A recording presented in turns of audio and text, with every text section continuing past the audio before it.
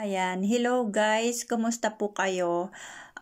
Dito po tayo ngayon sa Lourdes, France, kung saan ay maraming mga Katoliko ang naniniwala sa mga healings, sa mga prayers and sa mga wish po nila.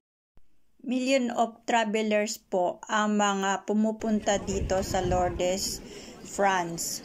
Katulad po nito, sila po ay came from Croatia. Isang group po sila. Ayan, we are getting the holy water.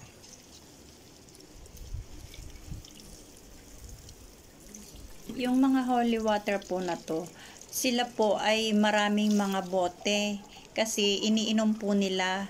Kaya nakiinom na rin po ako, bali 4 na bote itong nakuha ko. The holy water. Holy water daw po. Tapos ito mamaya para sa candle. Ambon.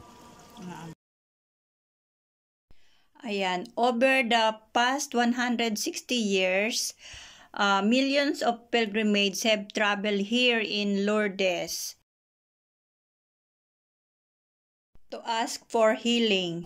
And Lourdes is a special place for a grace and peace where pilgrims attend Mass to go confession and pray the Rosary and night candlelight procession. Ayan, isa po din ako dito sa nakiprosesyon at napakahaba po ng, ayan, nakikita nyo, very long procession. Holy Mary.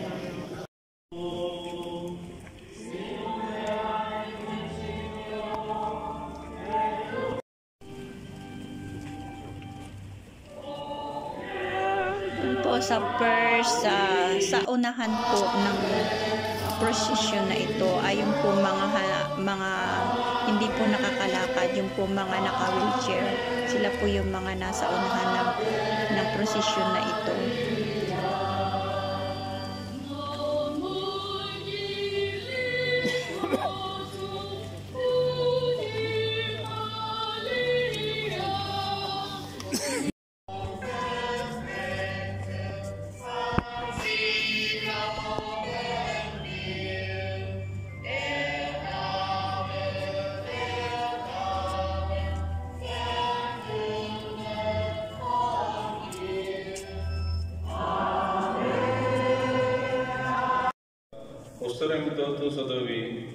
Ayan, thank you guys sa mga nanood ng ating procession sa vlog na ito. At yan, parang nakarating na rin kayo dito sa Lourdes, France. Thank you and have a safe day every day. Bye!